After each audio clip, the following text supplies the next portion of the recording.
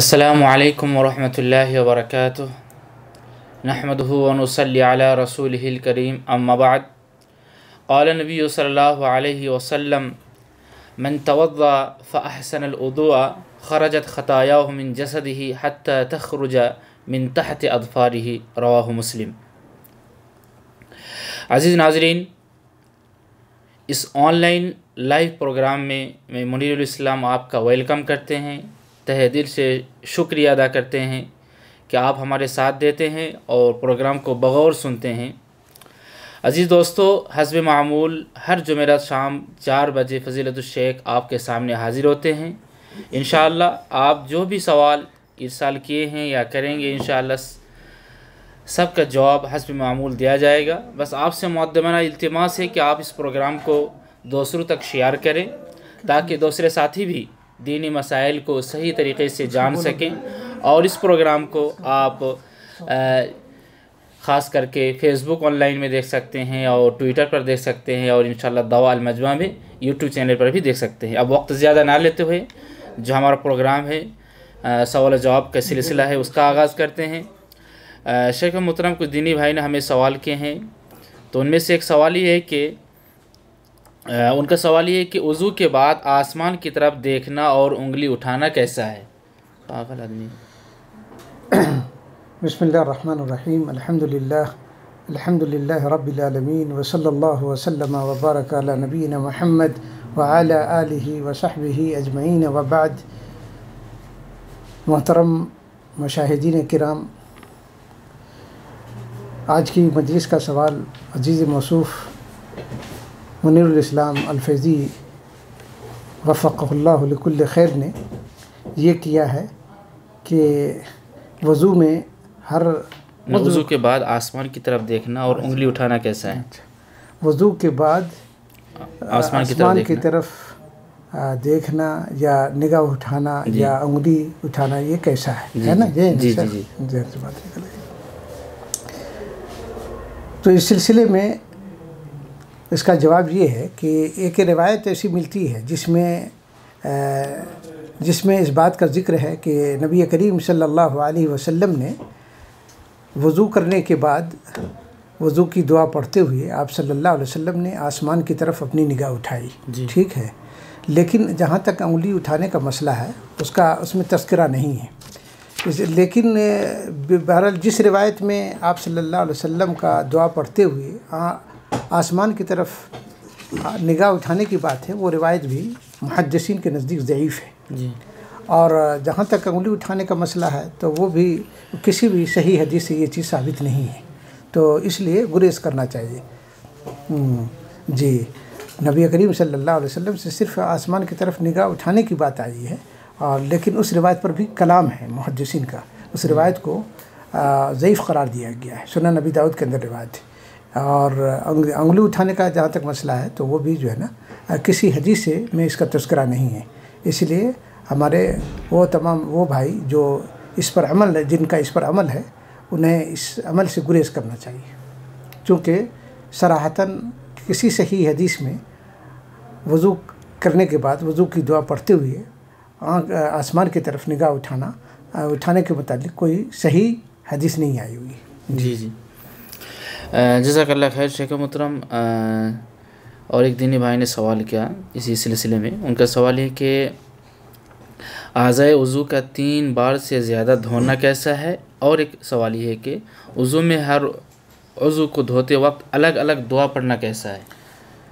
जी, ये आज़ाए वज़ू में जो पहला सवाल क्या था मोहतरम? यानी 3 बार से ज़्यादा धोना, 4, 5, 6।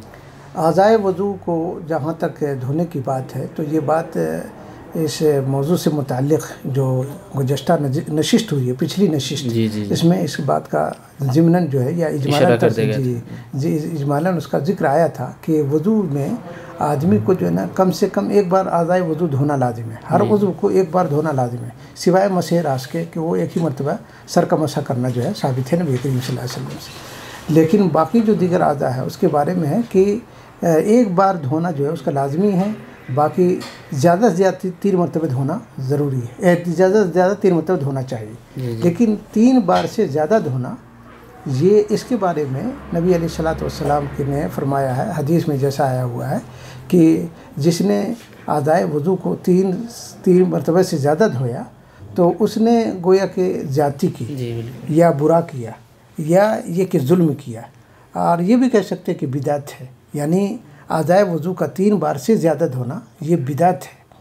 और वो किस तरह से, वो इस तरह से भी देखिए कि नबी करीम सल्लल्लाहु अलैहि वसल्लम, सुनन नबी दाऊद की रिवायत है कि एक आराबी नबी अलैहिस्सलातु वस्सलाम की खिदमत में हाज़िर हुआ और उसने अर्ज़ किया कि या रसूलुल्लाह सल्लल्लाहु अलैहि वसल्लम हमें वज़ू का तरीक़ा बतला दीजिए। तो नबी करीम सल्लल्लाहु अलैहि वसल्लम ने उसे वज़ू का तरीक़ा सिखलाया और बल्कि आज़ाए वज़ू को 3 बार धोकर दिखलाया। हदीस में है कि आप सल्लल्लाहु अलैहि वसल्लम ने आज़ाए वज़ू को 3 बार धोकर, यानी बाज़ाब्ता वज़ू करके आप सल्लल्लाहु अलैहि वसल्लम ने दिखलाया और बतलाया। और कहा, फिर आखिर में आपने फरमाया कि हा कदल वज़ू, यानी आपने फरमाया कि इस तरह से कामिल वज़ू है, वज़ू यही मुकम्मल वज़ू है।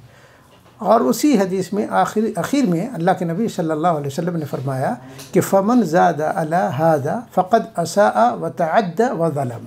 ये लफ्ज़ आया हुआ है कि जिसने 3 बार से ज़्यादा धोया, आदाए वज़ू को 3 बार से ज़्यादा धोया, फ़क़द असा उसने बुरा किया, यानी तर्क सुन्नत को तर्क करके उसने बुरा किया।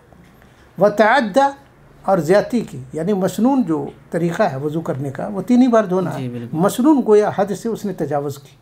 व ज़लम, और नबी अलैहिस्सलातु वस्सलाम की खिलाफ वर्जी करके उसने गोया अपनी जान पर जुल्म किया। तो ये जो अमल है 3 बार से ज़्यादा आज़ाए वज़ू का धोना, अगर कोई शख्स धोता है तो गोया कि सुन्नत की खिलाफ वर्जी करता है, ज़्यादती करता है। इसलिए बाज़ उलमा ने कहा कि ये बिदअत है। और बिदअत के बारे में आप जानते हैं कि अल्लाह के नबी सल्लल्लाहु अलैहि वसल्लम ने फरमाया कि मन आमिला अमलन लैसा अलैहि अमरुना फहुव रद्द। जिसने कोई ऐसा अमल किया जिसका पर हमारा हुक्म नहीं है तो वो मरदूद है। और इसीलिए अल्लाह के नबी सल्लल्लाहु अलैहि वसल्लम की एक और हदीस आती है, आप सल्लल्लाहु अलैहि वसल्लम ने फरमाया कि सयकूना कौमुन फ़ी उम्मती, इस तरह से रह कि मेरी उम्मत के अंदर मेरी उम्मत में अनक़रीब मेरी उम्मत में ऐसे लोग होंगे, सयकून फ़ी उम्मती कौमुन यअतदूना फ़ी तुहूर व दुआ का लफ्ज़ आया हुआ है। जी ध्यान में आई बात कि मेरी उम्मत में ऐसे लोग पैदा हो जाएंगे जो तुहूर में, यानी तहारत में, वज़ू करने में ज़्यादती करेंगे। यअतदूना का मुहद्दिसीन ने माना किया है अल-इतिदा, इसको भी कहते हैं अल-इतिदा फ़ी तुहूर यकूनु बिज़्ज़ियादति अला सलास, यानी ये भी तहारत में वज़ू में ज़्यादती ये भी है कि आदमी आज़ाए वज़ू को 3 से ज़्यादा मरतबा धोए, यानी अल-इतिदा यकूनु अज़्ज़ियादतु अल-इतिदा फ़ी तुहूर यकूनु बिज़्ज़ियादति अला सलास, ये कहा है। तो गोया कि अल्लाह के नबी सल्लल्लाहु अलैहि वसल्लम ने फरमाया कि मेरी उम्मत में अनक़रीब ऐसे लोग होंगे जो तहारत में मुबालगा आमेज़ी से काम लेंगे, ज़्यादती करेंगे। तो इसलिए आज़ाए वज़ू जो है 1 बार धोना चाहिए। और मैंने पहले बतलाया था पहली नशिस्त में कि 1 बार भी, 2 बार भी, और ज़्यादा से ज़्यादा 3 मरतबा। लेकिन 3 मरतबा से ज़्यादा अगर कोई धोता है तो वो सुन्नत रसूल की खिलाफ वर्जी करके वो क्या करता है, यानी ज़्यादती कर रहा है और फिर अपने आप पर जुल्म कर रहा है। जी शेख मोहतरम, कभी कभी ऐसा हम लोग देखते हैं जो किसी बंदे को वसवासा बहुत ज़्यादा होता है जी। 3 मरतबा धोने के बाद वो खुद उसी वक्त वसवासा में पड़ जाता है कि हमने 1 बार धोया या 2 बार धोया या 3 मरतबा धोया, फिर वो और 3 मरतबा और 2 मरतबा ज़्यादा धुल लेते हैं। देखिए उसमें मतलब ये कि एतमाद या और यकीन का पहलू अपने अंदर लाना चाहिए। और अगर नहीं करते तो फिर तो वसवसा ज़्यादा आ जाएगा। फिर समझ रहे हैं, कोशिश करें कि बिना करे कि हमने कितनी मरतबा किया, तो हमेशा इस तरह से मतलब अपने आप को वसवसे में मुब्तला ना करें, नहीं तो फिर वो एक बीमारी लाहिक हो जाएगी या फिर मुश्किल हो जाएगा उसके लिए फिर। तो इसलिए अगर हल्का फुल्का वसवसा है तो मतलब ज़्यादा कर ले, ये समझ करके कि नहीं एक कमी रह गई है तो हाँ, वरना कोशिश करें कि मतलब हमने जो किया है वाकई 2 ही है या 3 ही है, इस तरह से यकीन पर बिना वो कोशिश करें कि अपने दिल और दिमाग को उस पर लाए। अच्छा, दूसरा इसी का जुज़ क्या था शेख, जो पहला सवाल? हाँ, वज़ू में हर वज़ू को धोते वक्त अलग अलग दुआ पढ़ना कैसा है? हाँ जी, वज़ू में हर वज़ू को धोते वक्त लोग जो है अलग अलग दुआ पढ़ते, ये भी साबित नहीं है, बिदअत है जी। ये भी साबित नहीं है। इसलिए कि नबी करीम सल्लल्लाहु अलैहि वसल्लम के वज़ू का जो तरीक़ा हज़रत उस्मान गनी रज़ी अल्लाह ताला अन्हु ने, हज़रत उस्मान गनी की वो रिवायत आती है मशहूर कि आपने वज़ू किया और वज़ू करने के बाद आखिर में कहा कि हाकज़ा तवद्दा नबी सल्लल्लाहु अलैहि वसल्लम, हाँ इस तरह नबी अलैहिस्सलाम ने वज़ू किया। तो हज़रत उस्मान गनी ने वज़ू करके लोगों को दिखलाया और फिर उस वज़ू में हज़रत उस्मान गनी ने पहले क्या कहते हैं क्या शेख वो उस वज़ू में है कि सिर्फ शुरू में बिस्मिल्लाह रहमान रहीम का, उसमें सिर्फ है कि बिस्मिल्लाह रहमान रहीम आपने कहा। तो नबी करीम सल्लल्लाहु अलैहि वसल्लम से वज़ू के शुरू में बिस्मिल्लाह कहना और वज़ू के आखिर में शहादतैन पढ़ना साबित है, या अल्लाहुम्मा जअलनी मिनत तव्वाबीन, ठीक है। वज़ू के शुरू में बिस्मिल्लाह और आखिर में अशहदु अल्ला इलाहा इल्लल्लाह वहदहु ला शरीका लहु व अशहदु अन्ना मुहम्मदन अब्दुहु व रसूलुहु अल्लाहुम्मा जअलनी मिनत तव्वाबीन वजअलनी मिनल मुततहहिरीन, यही पढ़ना साबित है। इसके अलावा आगे पीछे कुछ आप सल्लल्लाहु अलैहि वसल्लम से कोई चीज़ साबित नहीं है, समझ रहे हैं। तो कोशिश यही करनी चाहिए। लेकिन ये जो हर उज़्व को धोते वक्त अलग अलग दुआ जो गढ़ी गई है, दर हकीकत ये जो दुआ मुरव्वजा आम किताब नमाज से मुतल्लिक़ आम किताब में पाई जा रही है, बाज़ारी किताबों में देखेंगे कि हर उज़्व को धोते वक्त अलग अलग दुआ लिखी होती है। मसलन दाएं हाथ को धोते वक्त कहते हैं कि अल्लाहुम्मा आतिनी किताबी बियमीनी, अल्लाह मेरे हाथ में दाएं हाथ में नामा अमाल मुझे थमाना, मुझे देना। या चेहरा धोते वक्त कहते हैं अल्लाहुम्मा बय्यिज़ वजही, अल्लाह मेरे चेहरे को सफ़ेद कर दे, हैं। तो बहरहाल इस तरह की जो दुआ जो की जाती है सारी दुआएं खुद साख्ता है, यानी गढ़ी हुई है, मन घड़त दुआ है। वरना नबी करीम सल्लल्लाहु अलैहि वसल्लम या आपके सहाबा से ऐसी कोई दुआ साबित नहीं है, समझ रहे हैं। और दीन जो है हमारे अल्लाह सुब्हानहु व तआला ने दीन को हमारे नबी जनाब मुहम्मदुर रसूलुल्लाह सल्लल्लाहु अलैहि वसल्लम पर मुकम्मल कर दिया। अब शरी या दीनी उमूर में किसी तरह की कोई कमी बेशी करना, उसमें कमी या ज़्यादती करना किसी उम्मती के लिए हरगिज़ जायज़ नहीं है। इसलिए मालूम ये हुआ कि अगर कोई आदमी ये दुआ पढ़ता है तो जबकि नबी अलैहिस्सलाम से साबित नहीं है तो वो बिदअत का इर्तिकाब कर रहा है, समझ रहे। तो और जानते हैं कि बिदअत कुल्लु बिदअतिन ज़लाला है, हर बिदअत गुमराही है। हमको चाहिए कि हम नबी करीम सल्लल्लाहु अलैहि वसल्लम चूँकि हमारे लिए उसवा है, नमूना है, और आपने भी कहा भी है कि सल्लु कमा रअयतुमूनी उसल्ली, तुम नमाज उस तरह से पढ़ो जिस तरह से तुमने मुझे नमाज़ पढ़ते हुए देखा, जिस तरह आपने वज़ू किया है, जिस तरह आपने नमाज़ पढ़ी है, बिल्कुल उसी तरह से हमें पढ़ना चाहिए ताकि हमारी नमाज या हमारा वज़ू जो है इंदल्लाह मकबूल हो और इंदल्लाह हमारा सही हो। तो इसलिए वज़ू के शुरू में बिस्मिल्लाह ही कहना सिर्फ है और आखिर में वही अशहदु अल्ला इलाहा इल्लल्लाह व अशहदु अन्ना मुहम्मदन या अल्लाहुम्मा जअलनी मिनत तव्वाबीन पढ़ना चाहिए, उसके अलावा कुछ भी साबित नहीं है। बिल्कुल। जज़ाकल्लाह खैर शेख मोहतरम, अल्लाह ताला आपको और आपकी मेहनत में बरकत दें। आपने बिल्कुल वाज़ेह अंदाज़ में जो सही तरीक़ा है वो आपने समझाया हमारे नाज़रीन को। शेख मोहतरम, चौथा सवाल या जो तीसरा सवाल है, उनका सवाल ये है कि क्या हर उज़ू से पहले शर्मगाह का धोना ज़रूरी है, जैसे कि बाज़ लोग समझते हैं, जबकि उसका वज़ू बरकरार भी है? जी, ये भी एतक़ाद ख़ाती है, ये समझना भी गलत है कि वज़ू करने से वज़ू बरकरार इंसान का, और ये समझ रहा है कि वज़ू से पहले अब वज़ू करेंगे, वज़ू से पहले शर्मगाह धोना ज़रूरी है, यानी इस्तिंजा यानी पानी से तहारत हासिल करना, शर्मगाह को धोना, यानी चाहे अगली पिछली दोनों शर्मगाह को जो है धोना। ये बाद लोग समझते हैं कि वज़ू से पहले ज़रूरी है, हालांकि वज़ू भी बरकरार है। ये बिल्कुल एतक़ाद जो है ना, ये समझना इंतहाई गलत बात है। इसलिए कि जब आदमी हमारा वज़ू बरकरार है तो हमको क्या ज़रूरत है, ऐसी अगर कोई बात होती तो सुन्नत रसूल सल्लल्लाहु अलैहि वसल्लम में उसका ज़िक्र होता कि आप सल्लल्लाहु अलैहि वसल्लम वज़ू करने से पहले आप ऐसा करते, है कि नहीं? बिल्कुल। ये तो इस्तिंजा कब करना है, मतलब शर्मगाह को धोने की ज़रूरत उस वक्त इस आदमी को पेश आती है जब आदमी रफ़े हाजत करता है कि नहीं? पेशाब या मतलब बौल बरास के वक्त ही आदमी इसकी मतलब इस्तिंजा करता है, यानी पानी का इस्तेमाल करता है, तो या शर्मगाह धोता है। तो इसलिए मतलब वज़ू के लिए ज़रूरी नहीं है। अगर कोई आदमी उसकी ज़रूरत महसूस कर रहा है तो वो ज़ाहिर सी बात है वो उसकी सफारी बोले फिर वज़ू करे। लेकिन ये समझना कि हर वज़ू के लिए ज़बरदस्ती आदमी जाए और अपनी शर्मगाह को धोए, है कि नहीं, फिर वज़ू बनाए, और फिर जबकि वज़ू भी बरकरार है, ये खिलाफ सुन्नत है। ये एक ऐसी बिदअत है, ये शाये बिदअत है, मुंतशिर बिदअत है बाद लोगों की। हमारे यहाँ इलाका ज़रूरी नहीं है, बाद जगहों पे हो। तो इसलिए ये गलत है और ऐसा नहीं समझना चाहिए, बल्कि आदमी को चाहिए कि वो अगर वज़ू बरकरार तो उसको इस्तिंजा करने की ज़रूरत नहीं है। जी जज़ाकल्लाह खैर। शेख मोहतरम, एक और सवाल है, एक दीनी भाई ने क्या है, उनका सवाल ये है कि क्या वज़ू करते वक्त सतर का छुपा हुआ होना ज़रूरी है, और क्या बिला सतर छुपाए या नंगा होकर वज़ू करना दुरुस्त है कि नहीं है? देखिए, वज़ू आदमी है जो ऐसा के लिए सतर का छुपा हुआ होना, क्या है सवाल? वज़ू जी, क्या वज़ू करते वक्त सतर का छुपा हुआ होना ज़रूरी है, और क्या बिला सतर छुपाए या नंगा होकर वज़ू करना दुरुस्त है कि नहीं है? हाँ, वज़ू करते हुए सतर का छुपा हुआ ना ज़रूरी क्या मतलब? ज़रूरी है मतलब होना चाहिए, अफजल है कि मतलब आदमी मुकम्मल पर्दा करके, मतलब यानी सतर का लिहाज रखते हुए, सतर औरत का ख्याल रखते हुए फिर वज़ू करे, ठीक है, ये अफजल और बेहतर है। लेकिन अगर कोई आदमी क्या कहते हैं बिला सतर यानी सतर औरत का अहतमाम किए बगैर या नंगा होकर के वज़ू कर लेता है, जैसे गुस्ल खाने में है, वहीं वो नंगा करके वो होकर के वो वज़ू कर लेता है, तो उसका वज़ू करना सही होगा। ऐसा नहीं है कि उसका वज़ू जो है मुतासिर होगा। इसी तरीके से इसलिए कि मर्द का जो सतर है, सतरुल रजुल जो है वो है मिन सुर्रती इला रुकबा, और नमाज के लिए ज़रूरी है कि मर्द के लिए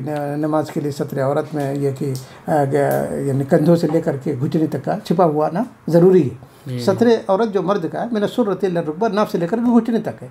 अब अगर कोई आदमी मिसाल के तौर पर जैसे हमारे यहाँ के वज़ू करते वक्त या लुंगी जो आदमी पहने रहता है, कभी कभी लुंगी को जब बैठता है तो लुंगी को अपने घुटने से ऊपर उठा लेता है कि नहीं? तो बाद लोग ये समझते हैं कि नहीं मतलब इसका वज़ू ही नहीं हुआ। हाँ, कहते हैं कि लुंगी नीचे करो, है कि नहीं, लुंगी नीचे करो, इस तरह से आपका वज़ू नहीं होगा। ये समझना गलत है। हाँ, इसलिए कि अल्लामा इब्न बाज़ रहमहुल्लाह फरमाते हैं, अल्लामा इब्न बाज़ रहमहुल्लाह अपने फतावा इब्न बाज़ के अंदर जुज़ुल आशिर के अंदर 10वीं जिल्द के अंदर लिखते हैं, अल्लामा इब्न बाज़ रहमहुल्लाह फरमाते हैं कि लैसा सतरुल औरत शर्तन फ़ी सिहतिल वज़ू, वज़ू की सेहत के लिए सतर औरत का होना क्या ज़रूरी नहीं है। सतर औरत का होना ज़रूरी नहीं है, यानी सतर का छुपाना ज़रूरी नहीं है। यानी बिला सतर छुपाए हुए भी आदमी वज़ू अगर करेगा तो वज़ू उसका सही हो जाएगा, ठीक है, वज़ू उसका मुतासिर नहीं होगा। तो अलबत्ता ये है कि आदमी इसका ख्याल रखते हुए यानी बापर्दा अगर वज़ू करता है तो अच्छी बात है, औला और अफजल है। लेकिन अगर एक आदमी मतलब जैसे उसमें बदख्याली में उसका लुंगी ऊपर चलाया वज़ू करते हुए, बाद लोगों की यहाँ इस मसले में बड़ा शिद्दत बरता जाता है, जबकि इसकी कोई दलील नहीं है। बाद जगहों पे इस मामले में शिद्दत सख्ती बरती जाती है जो इंतहाई गलत है, इसलिए कि हदीस में इसके ऐसा कोई तज़किरा ही नहीं है। और जैसा कि इब्न बाज़ रहमहुल्लाह ने कभी फतवा है कि सतर औरत जो है ये सेहत वज़ू के लिए शर्त नहीं है, तो इसलिए इंशाअल्लाह उसका वज़ू हो जाएगा। अगर कोई आदमी नंगा वज़ू कर रहा है या ये कि सतर उसका खुला हुआ है, हम ये है अलग बात है कि लोगों से छिपाना ज़रूरी है, लेकिन अगर तन्हाई में और उसका सतर खुला हुआ है और उस तरह से वज़ू कर रहा है तो उसका वज़ू सही हो जाएगा। कहा जाएगा कि उसका यानी बापर्दा जो है वज़ू कीजिए, ये अफजल है। जी इंशाअल्लाह जवाब वाज़ेह होगा। बिल्कुल, जज़ाकल्लाह खैर। शेख मोहतरम, एक सवाल दीनी भाई ने क्या है, उनका सवाल ये कि दौरान वज़ू अगर कोई दाएँ हाथ से पहले बायाँ हाथ धो ले या दायाँ पाँव धोने से पहले बायां पाँव धो ले तो क्या उसका वज़ू सही हो जाएगा? जी, ये भी मतलब इसका वज़ू सही हो जाएगा, लेकिन कहा जाएगा कि अफजलियत के ख़िलाफ़ है, यानी अफजलियत के ख़िलाफ़ है। इसलिए कि असल सुन्नत यही है कि आदमी तरतीब से वज़ू करे, यानी पहले दायां पाँव हाथ धोए, फिर उसके बाद बायां पाँव हाथ धोए, फिर पहले दायां पाँव धोए, फिर बायां पाँव धोए। जैसा कि नबी करीम सल्लल्लाहु अलैहि वसल्लम की वो हदीस भी आती है, आप सल्लल्लाहु अलैहि वसल्लम ने इरशाद फरमाया, इज़ा तवद्दअतुम फब्दउ बिमयामिनिकुम, कि जब तुम वज़ू करो तो दाएं तरफ से पहले करो, यानी दाएं तरफ से।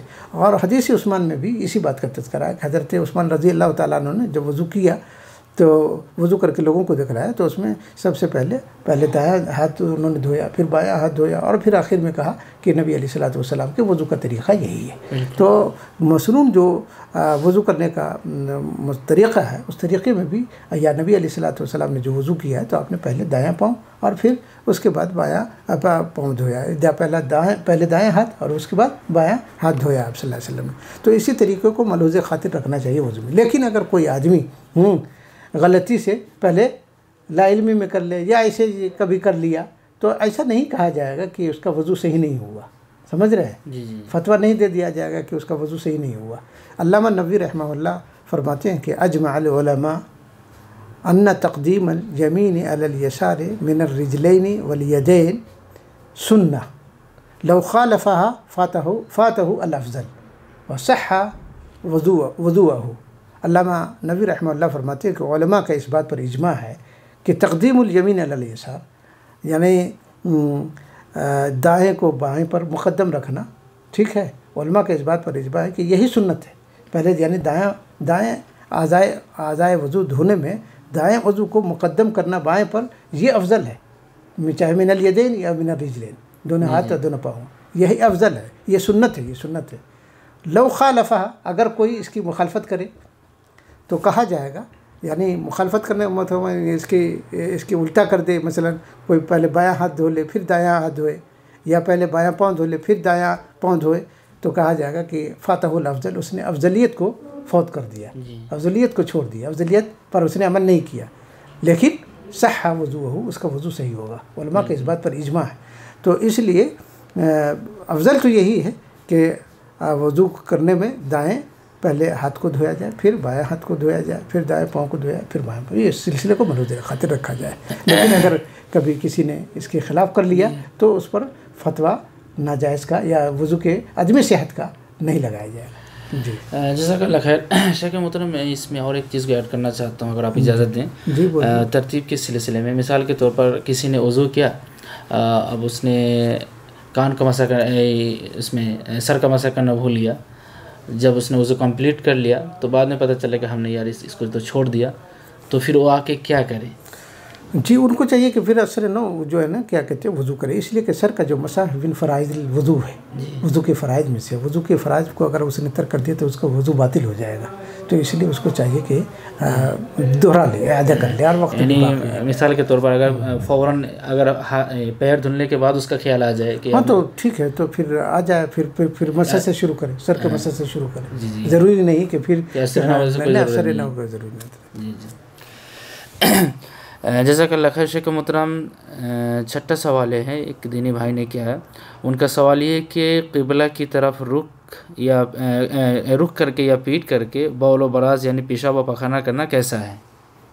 जी, अपने यहाँ भी बहुत सारे मुसलमान जब रफ़ हाजत के वक्त जो है ना, इस बात का, जब वो मतलब घर में नहीं बाहर में जब अपनी हाजत को रफ़ा कर रहे होते हैं, क़ज़ा हाजत में जब जाते हैं, तो ये पहले जाते रहे होंगे और अभी भी लोग जाते हैं, जहाँ मतलब जिनके घरों में हम्माम का इंतज़ाम नहीं है, बैतुल खुला का इंतज़ाम नहीं है, तो वो बाहर निकल जाते हैं। तो बाहर निकल करके आदमी रफ़ हाजत कर सकता है, लेकिन उसमें ये ज़रूरी है कि मतलब उसमें बहुत सारे लोग क्या है, गलती करते हैं। ये भी गलती है कि वो जब रफ़ हाजत के वक्त जो है ना, इस बात का कतन ख्याल नहीं करते हैं कि वो किबले की तरफ रुक करके हम्माम कर रहे होते हैं, यानी रफ़ हाजत कर रहे होते हैं, या किबले की तरफ पुश्त करके या किबले की तरफ रुक करके। ये दोनों ये गलत है। यानी आदमी को शिमाल और जुनूब में हो जाना, चूँकि हमारे यहाँ जो है हिंदुस्तानियों का, पाकिस्तानियों का, बांग्लादेशियों का जो किबला जो पड़ता है वो पश्चिम की तरफ पड़ता है। किबला यानी काबतुल्लाह जो है किबला पश्चिम की तरफ है। तो पश्चिम और पूरब जो है ना, हम्माम के लिए, रफ़ हाजत के लिए, क़ज़ा हाजत के लिए, पेशाब व पाखाने के लिए नहीं बैठना चाहिए। शिमाल और जुनूब में हो जाना चाहिए, उत्तर और दक्षिण में बैठना चाहिए। तो बहुत सारे लोग ये गलती करते हैं, जबकि हदीस में अल्लाह के नबी सल्लल्लाहु अलैहि वसल्लम ने इससे मना किया है। हदीस सलमान फ़ारसी है, सलमान फ़ारसी रज़ियल्लाहु ताला कहते हैं, लक़द नहाना रसूलुल्लाह सल्लल्लाहु अलैहि वसल्लम। उसमें कई एक बात है, उसमें एक बात ये भी है कि नस्तक़बिल क़िबलता बिग़ाइतिन औ बौलिन, कि अल्लाह के रसूल सल्लल्लाहु अलैहि वसल्लम ने हमें मना किया है पेशाब व पाखाने करते वक्त किबला की तरफ रुख करने से। और बाद रिवायत में है कि जब इज़ा अतैतुमुल गाइत, जब तुम रफ़ हाजत के लिए आओ, फ़ला तस्तक़बिलु क़िबलता बिग़ाइत, फ़ला तस्तक़बिलु बिग़ाइतिन औ बौलिन वला तस्तदबिरूहा वलाकिन शर्रिक़ू औ ग़र्रिबू का लफ्ज़ आया है। मशरिक़ और मग़रिब में, ये अहले मदीना के लिए हुक्म है, क्योंकि मदीना वालों का किबला जो है जुनूब में पड़ता है। तो इसीलिए अल्लाह के नबी सल्लल्लाहु अलैहि वसल्लम ने उनके लिए कहा मशरिक़ और मग़रिब हो जाओ, और हमारा किबला चूँकि पड़ता है, तो ये ताज़ीम किबला की वजह से, किबला जो है चूँकि हमारा इधर हमारा किबला पड़ता है, इसलिए किबले की ताज़ीम के पेश नज़र हमें हुक्म दिया गया है कि पेशाब व पाखाने के वक्त ना हम उसकी तरफ रुक करके अपनी हाजत पूरी करें, क़ज़ा हाजत करें, और ना ही पुश्त करके, पीट करके। जी ठीक है ना। तो बौल बराज को, ये गलतियों में से बहुत जगहों पे ये गलतियाँ की जाती है। तो तो इसलिए इससे इज्तनाब करना चाहिए। हाँ, जज़ाकल्लाह खैर। शेख मोहतरम, एक दीनी भाई ने सवाल किया, उनका सवाल है कि वज़ू के दौरान बातचीत करना कैसा है? देखिए, वज़ू के दौरान बातचीत करना में कोई कबाहत नहीं है। वज़ू के दौरान बातचीत करने में कोई मुज़ायक़ा नहीं है। ये समझना कि मतलब इसलिए कि वज़ू के दौरान बातचीत के तर्क के सिलसिले में हदीस में कोई मतलब लैसा फ़ी सुन्नह सही है यदुल्लु अला ज़ालिक, कि हदीस में ऐसी कोई बात नहीं आई कि जिसमें इस पर दलील हो कि मतलब जो है ना दौरान वज़ू कलाम नहीं आदमी को करना चाहिए। अलबत्ता ये है कि रफ़े हाजत, क़ज़ा हाजत के दौरान एक रवायत आई हुई है कि उसमें मना किया गया है कि आदमी रफ़े हाजत के दौरान बातचीत ना करे।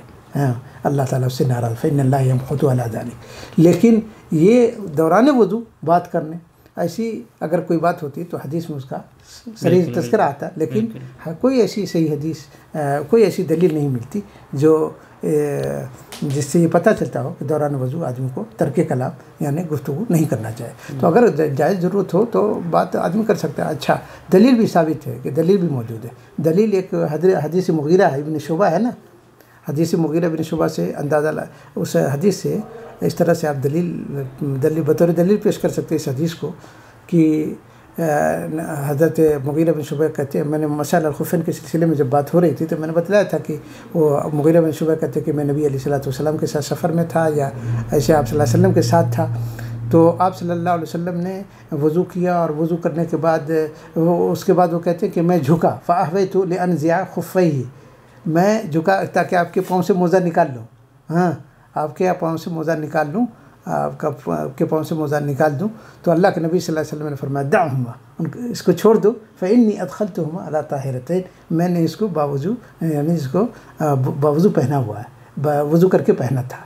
यानी आप मसा कर रहे थे, यानी वज़ू आप गोया तो आपका वज़ू मुकम्मल नहीं होता, अभी मसा करना बाकी था। हाँ, लेकिन आपने कलाम किया कि नहीं? हाँ। आपने गोया मुगीरा बिन शुबा से कलाम किया दअहुमा फ़इन्नी अदख़लतुहुमा अला ताहिरतैन। तो वज़ू के दौरान कलाम करना बात जायज़ है। अलबत्ता लग़्व कलाम से हमेशा आदमी को इराज़ करना चाहिए, चाहे वज़ू के दौरान हो या आम औक़ात में भी हो। आदमी को जो बेहुदा बातें उनसे, लेकिन अगर कोई दीन और शरीयत की बात आ गई, हाँ, दौरान वज़ू दो साथी बैठे हुए मसले मसाइल की बात आ गई, वज़ू भी कर रहे हो, तो इंशाअल्लाह कोई कबाहत वाली बात नहीं है। बिल्कुल। जज़ाकल्लाह खैर। शेख मोहतरम, हो सकता है कि आखिरी सवाल हो। एक भाई ने सवाल किया, बाद लोगों का ये समझना है कि सबीलैन यानी अगली और पिछली शर्मगाह और हैद और निफास के अलावा नाक, दांत या जिस्म के किसी हिस्से से निकलने वाले खून से वज़ू टूट जाता है, तो उनका समझना सही है? बिल्कुल सही है, जिसके ख़िलाफ़ है राजी इस मसले में, यानी ये मसला जो मुख्तलफ़ी है।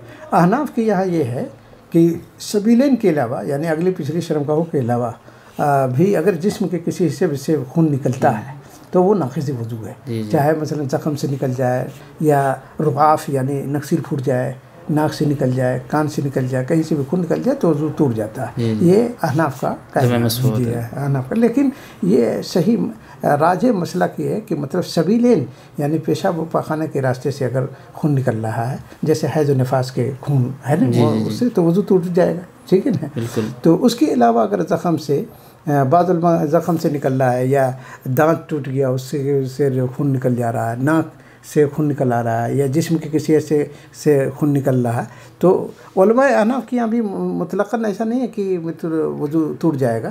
कहते हैं कि इतना खून इस कदर मिक़दार में बह रहा हो कि मिन मख़रज ही, खून निकलने की जगह से नहीं, दफ़े मशबूत वाला भी है, तो मखरज जहाँ से खून निकल रहा है जिस्म के हिस्से से ना, तो वो निकल करके बह जाए, बह जाए। इसाला की, उस इसाले की शर्त लगाते हैं कि बह जाए। नो खून मौज़े मखरज ही यानी निकलने की जगह से, मखरज ही अपनी निकलने की जगह से बह करके चला जाए। तो लेकिन ऐसा नहीं है, मतलब ये नहीं। अल्लामा इब्न उसैमीन रहमहुल्लाह फरमाते हैं कि सबीलैन के अलावा और हैज़ निफास के अलावा किसी और खून से भी वज़ू नहीं टूटता है, चाहे वो कलील हो या कसीर हो, चाहे वो निकलने वाला खून ज़ख़म से, नाक से या दांत से, किसी भी जगह से निकलने वाला खून, मगर चाहे वो कलील मिक़दार में हो या कसीर मिक़दार में हो, राजे मसला ये है कि वो वज़ू नहीं टूटेगा। और इस सिलसिले में बेशुमार दलीलें हैं, वक्त नहीं कि उसको बतलाया जाए। हज़रात सहाबा ने इस तरह से नमाज़ें पढ़ी है, उनको क्या कहते हैं, नेज़े किसी ने नेज़ा मारा हर नमाज की हालत में, आवाज़ ज़्यादा करे, हाँ, जी आवाज़ ज़्यादा करें, बहुत कम है जी जी। इंशाल्लाह मकसूद भाई आवाज़ ज़्यादा करेंगे जी। इंशाल्लाह। बस ये है कि मकसूद भाई पहले थोड़ा सा और आप क्या कहते हैं तंबीह कर देते, या पहले आप ज़रा कहते तो और बेहतर था। मुझे असल में उतना ख्याल नहीं रहा, बातचीत हो रही है ना, बातचीत के अंदाज में। जज़ाकल्लाह खैर, अल्लाह ताला आपको जज़ाए खैर दे। अल्लाह आपको जज़ाए खैर दे। बहुत अच्छा मुलाहज़ा आपने लिख करके भेजा है, और इंशाल्लाह इसका ख्याल रखा जाएगा। हमारे शेख ने भी मुझे इसकी तरफ तवज्जो मबज़ूल नहीं कराई। अल्लाह आपको जज़ाए खैर दे बहुत इंशाअल्लाह। तो मैं ये कह रहा था कि नाक़िज़ सबीलैन के अलावा, यानी इंसान की अगली और पिछली शर्मगाहों के अलावा खून जिस्म के किसी भी हिस्से से इंसान का खून निकल रहा है, चाहे दांत टूट जाने की वजह से या नाक से या ज़ख़म वगैरह से, तो उससे वज़ू नहीं टूटता है। यही सही अक़रब इलस सवाब है, या अक़रब इलस सुन्ना है, और अहादीस से इसी मसले की तायीद हो इसी बात की तायीद होती है। तो इसलिए यही सही बात है कि मतलब उससे वज़ू नहीं टूटता है खून निकलने से। इसके अलावा इसलिए कि हज़रात सहाबा रज़ी अल्लाह अन्हुम अजमईन से के बारे में आता है कि वो कुछ सहाबा के बारे में आता है कि किसी ग़ज़वे से वापसी के वक्त नमाज में मसरूफ़ थे कि उनको नमाज की हालत में नेज़ा लगा। रूमिया बेसहमीन का लफ्ज़ आया हुआ है कि और फिर उसके नतीजे में खून के फव्वारे छूटने लगे, और फिर नमाज़ पढ़ते रहे। हज़रात सहाबा इस तरह से भी नमाज़ पढ़ते होते थे, खून के कतरे जारी रहते थे, ज़ख़म लगता था और फिर इस तरह से नेज़े से ज़ख्मी हो जाते थे, और उस हालत में भी खून के कतरा टपक रहे होते थे और नमाज़ पढ़ते रहते थे। तो मालूम हुआ कि अगर खून का निकलना नाक़िज़ वज़ू होता गैर सबीले, यानी पेशाब पाखाना के रास्ते के अलावा, हैज़ व निफास के खून के अलावा, तो ऐसी सूरत में अल्लाह सहाबा मतलब इस तरह से उस हालत में नमाज नहीं पढ़ते, लेकिन आपसे उनसे नमाज़ पढ़ना साबित है। तो इंशाअल्लाह जो है ना, सही बात यह है कि दम जो है से खून निकलने से वज़ू नहीं टूटता है इंशाअल्लाह। जज़ाकल्लाह खैर शेख मोहतरम। अब हमारे पास वक्त नहीं है। इंशाअल्लाह अगले हमारे नाज़रीन अगले हफ्ते इंशाअल्लाह किसी और मौजू के सिलसिले में जो हमारे पास कुछ सवाल आए हैं, इस सिलसिले में इंशाअल्लाह शेख मोहतरम से पूछेंगे। आपसे भी उम्मीद है कि आप हम तक आपका जो सवाल है वो इरसाल करें। इंशाअल्लाह कुरान और सुन्नत के मुताबिक और कुरान और सुन्नत की रोशनी में आपके हर सवाल का जवाब शेख मोहतरम देंगे। अब वक्त ज़्यादा नहीं है, तब तक हमें इजाज़त दे। फिर इंशाअल्लाह अगले हफ्ते से इसी वक्त मुलाकात होगी। व आखिर दावाना अल्हम्दुलिल्लाहि रब्बिल आलमीन। अस्सलामु अलैकुम व रहमतुल्लाहि व बरकातुहू। بدعمكم تستمر دعوتنا.